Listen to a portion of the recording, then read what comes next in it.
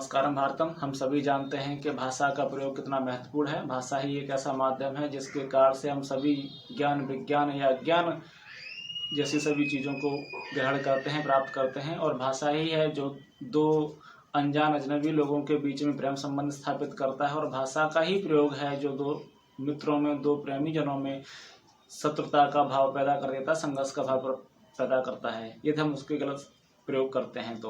तो भाषा एक बहुत ही महत्वपूर्ण कारण है समाज में हो रही हर घटना के पीछे। हम समाज में आज देख रहे हैं कि हर तरफ आतंक और हिंसा का विस्तार हो रहा है, तो इसके पीछे भी भाषा एक महत्वपूर्ण कारण है, क्योंकि हमने भाषाओं के प्रयोग पर ध्यान नहीं दिया जा रहा है इस समय। और कुछ दुष्ट लोग जो शब्दों का प्रचलन कर रहे हैं अपनी दुष्टता के कारण, अपनी धूर्तता के कारण, और सामान्य जन उन चीज़ों का अनुसरण करते हैं और उसके परिणाम स्वरूप वो समस्याओं से निरंतर पीड़ित होने के बाद भी समस्याओं का अंत नहीं पाते और समस्याओं को निदान नहीं पाते। हम आपको दो शब्दों के ऊपर आपका ध्यान आकर्षित करना चाहेंगे। जैसे कि भारत सहित सारी दुनिया में हर जगह हिंसा और बम ब्लास्ट वगैरह होते रहते हैं, तो जब भी ऐसी कोई घटना घटती है तो उसे आतंकी घटना कहा जाता है या फिर रेडिकल कहा जाता है, रेडिकल इस्लामिस्ट कहा जाता है। कई बार उन्हें मिलिटेंट कहा जाता है। तो हम देखते हैं कि इन शब्दों के पीछे के वास्तव में जो घटनाएं घटी हैं उनके लिए प्रयोग सही है या गलत है। हमारा जो दृष्टिकोण है वो हमेशा ही एक परसेप्शन पर चलता है, क्योंकि समाज के जो वरिष्ठ जो लोग हैं, जो नेतागण हैं, या समाज के जो संवाद देने वाले लोग हैं, जो अर्थात जो मीडिया है, वो इन शब्दों का प्रयोग करता है और हम सामान्य लोग उन सब चीज़ों का अनुसरण कर लेते हैं, जो कि एक बुरी प्रवृत्ति है। हर व्यक्ति को अपने स्तर पर जब भी शब्दों का चयन करना, कोई बात संवाद करना हो, तो शब्दों का चयन बड़ी ध्यानपूर्वक करना चाहिए और बड़ी सतर्कता के साथ करना चाहिए। तो हम देखते हैं कि ये जो घटनाएं घटती हैं दरअसल ये एक इस्लामिक जिहाद है, एक मोहम्मदन जिहाद है, जिसे कवर अप करने के लिए इसे आतंकवादी घटनाएं कहा जाता है, रेडिकल इस्लामिस्ट कहा जाता है, मिलिटेंट कहा जाता है। अब देखते हैं कि इन दोनों चीज़ों में अंतर क्या है, इस्लामिक जिहाद में और आतंकवाद में क्या अंतर है। हम आपको एक छोटा सा उदाहरण देना चाहेंगे जिससे आप ये समझ सकें। तो जैसे कि गुरु विश्वामित्र के आश्रम में कुछ दुष्प्रवृत्ति के लोग, जिन्हें राक्षस के शब्द के साथ प्रयोग किया गया है, वो उनके कार्यों में, पूजा पाठ के हवन इत्यादि में विघ्न डालते थे। तो ऐसे लोगों को आप आतंकवादी कह सकते हैं। कारण क्योंकि आतंकवादी जो होते हैं वो हमारे अपने समाज से निकले हुए ऐसे लोग होते हैं जो अशिक्षा, अज्ञान और बुरी संगत के कारण एक गलत व्यवहार समाज में करते हैं। और जब वो कोई भी ऐसा अपराध करते हैं तो अपराधी को कभी भी वो चिन्हित नहीं करते। वो जिसे भी पाते हैं, चाहे वो उनके अपना पड़ोसी हो, किसी भी उम्र का हो, किसी भी वर्ग का हो, वो बस उसे आतंकित करते हैं, उसे परेशान करते हैं। वो कभी भी कोई टारगेट लेकर के नहीं चलते कि हमें इन्हें परेशान करना है, इन्हें परेशान नहीं करना है।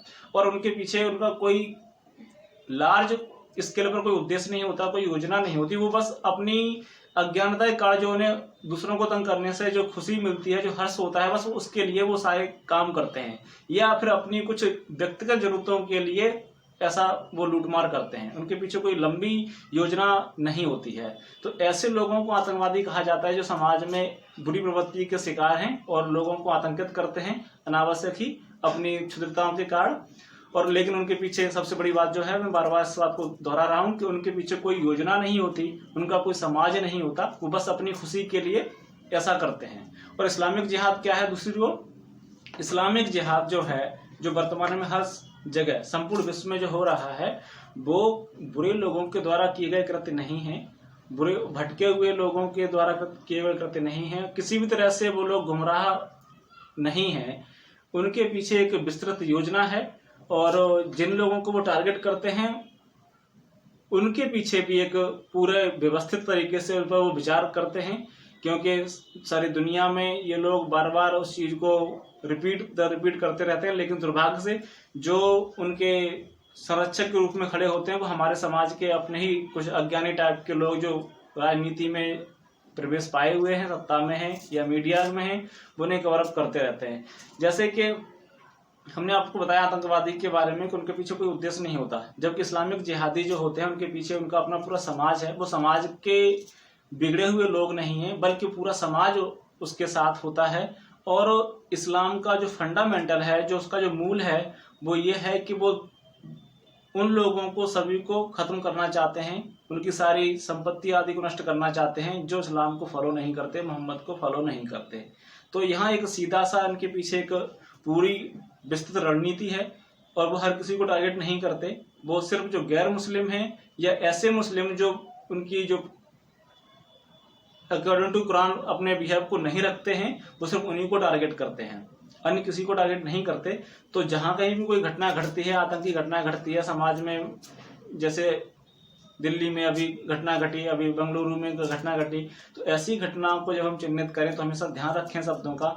ये जो घटनाएं घट रही हैं आतंकी घटनाएं नहीं हैं, ये किसी भी तरह से गुमराह लोगों के द्वारा की घटना नहीं, ये इस्लामिक जिहाद है, ये मोहम्मदन जिहाद है। और हमें हर आतंकवादी घटनाओं के लिए सिर्फ एक ही शब्द का प्रयोग करना चाहिए, वो है इस्लामिक जिहाद, या इसकी जगह दूसरा एक शब्द प्रयोग कर सकते हैं, मोहम्मदन जिहाद।